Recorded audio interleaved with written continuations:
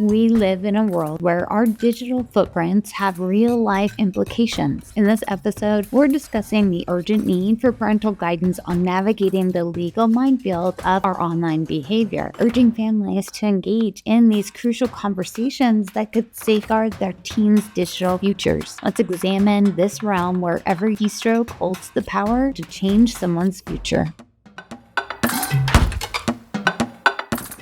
Welcome to the Cook Who Can't Eat podcast, where chronic illness and family meet at home and in the kitchen. Hello, my friend. I'm so glad that you're here. On this journey through the legal talk, we've discussed so many dangers that can begin online. However, we haven't discussed the violence and the repercussions that can come from online comments, actions, and depictions. If you've been around for a little bit, you know I live in Arizona, and there's been some really horrible things happening in my community concerning teenage boys. In one case, the victim's attack clearly started online. For months, death threats filled his text messages, direct messages, his all day, his every day. The family went to the schools, they went to the resource officers, they even went to the police. And at every stop, they were told there's nothing we can do. Which, by the way, is 100% wrong because death threats, no matter how they're made, are illegal, and not doing anything about it was grossly negligent. Eventually, the aggressors caught up with him at an In-N-Out and brutally beat him in the parking lot.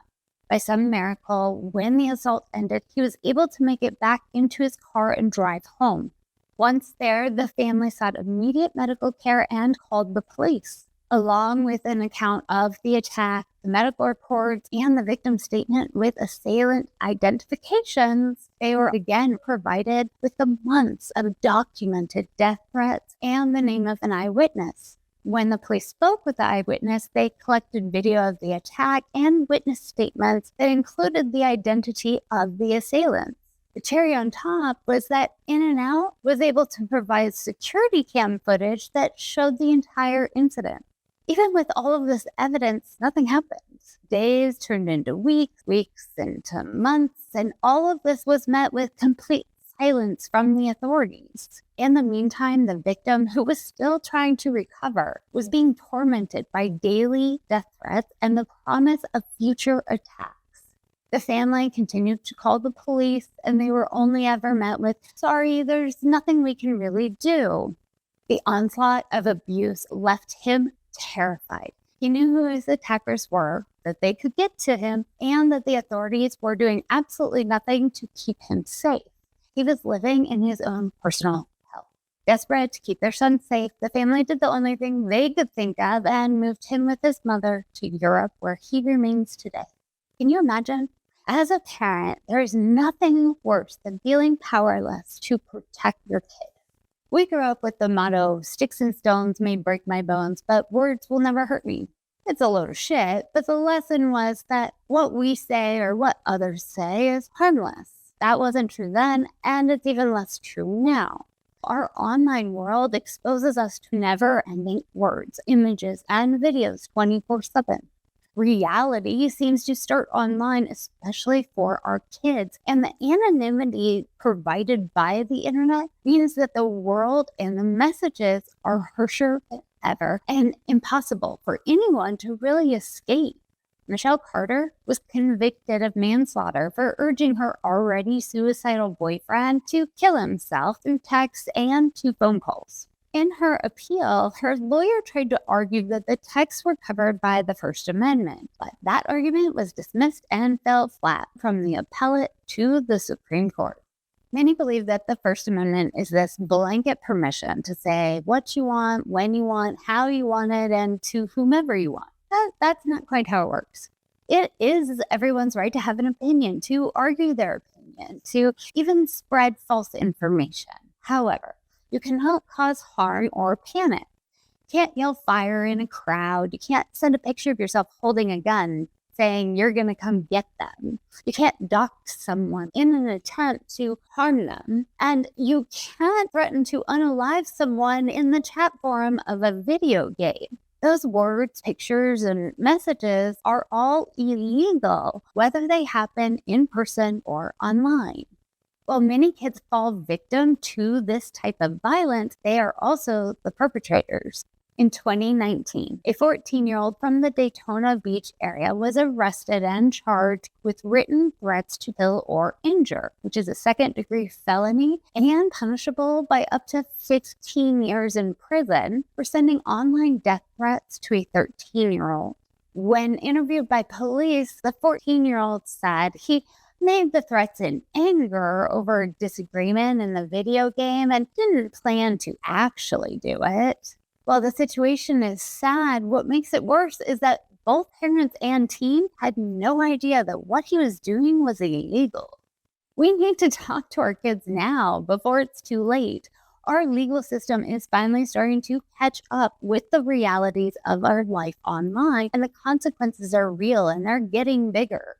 The problem is that the laws and punishments aren't consistent, and it's still difficult to adjudicate something or an event that happens online. The victim who moved to Europe saw no justice or even action on his case until this same group of assailants attacked another teen, this time leaving him unalived.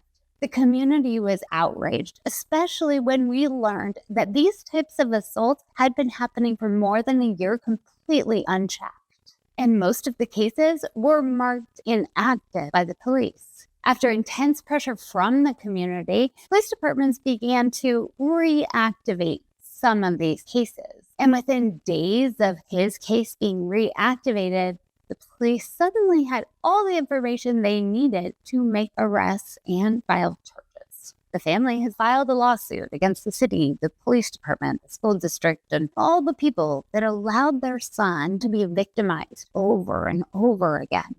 This violence started online and could have been stopped there had the appropriate action been taken. Virtual death threats are just as dangerous as those made in person. In 2023, a Pittsburgh teen faced felony terrorist charges for his online threats. An 11-year-old in Florida was arrested for sending texts threatening to unalive one of her classmates. Another 11-year-old sixth grader was arrested after she made threats to unalive someone on TikTok. She was charged with the felony of written text to kill or do bodily injury or conduct a mass shooting or act of terrorism. In a 2021 study, 38% of girls and 34% of boys aged 9 to 12 report being threatened with violence online or through digital media. By the age of 13 to 17, those percentages shift to 46% of girls and 25% of boys. However, our kids aren't reporting these crimes. They found that 62% of teens believe that since it happened online, there was nothing they could do, so why report it? 24% were concerned that the report would not remain anonymous, while 23% said they were embarrassed and didn't want to be judged. Other reasons for not coming forward and not reporting this included being worried that they would get in trouble. They didn't want the police to get involved. They were worried they would lose friends, and they were really concerned about being bullied at school. Compounding the confusion is the lack of consistency in how these issues are addressed in each city and state, and not just about violence or threats online, but any online activity. For instance, in Connecticut, it is not illegal to groom potential underage victims. However, in Oklahoma, it's illegal to engage in an even potentially suggestive conversation with someone underage. So how do we protect our kids? How do we teach our kids what the rules and laws are when the adults don't seem to know? It's easy to say some of the worst things imaginable from behind a screen or through a keyboard, which is why words matter more than ever. Our kids need to understand the impact of both a negative and a positive word and what those impacts are, not only on themselves, but on others. Michelle Carter's negative words encouraged her already suicidal boyfriend to unalive himself, which led to an unnecessary and heartbreaking death. While Don Ritchie lived across the street from Australia's most notorious suicide spot for 50 years. During that time, he stopped approximately 160 people from jumping to their death with just a kind word and the offer of a cup of tea. Thank you for being here, my friend. We aren't done talking about this because we can't afford to. The good news is we are all new to this, so we are all learning together. Next week, we have a very special episode with Billy, the owner of Modern Law. Her female family law firm helps navigate the unique legal landscape we are living in. She is a wealth of knowledge, and I cannot wait to share our conversation with you. Join me on socials for extra content, recipes, podcast sneak peeks, and more. Don't forget to subscribe so you know as soon as the next episode is available. In the meantime, take care of yourself, my friend. I'll see you next week. Accessibility matters, so every podcast episode is available on your favorite platform and as a video with captions on YouTube.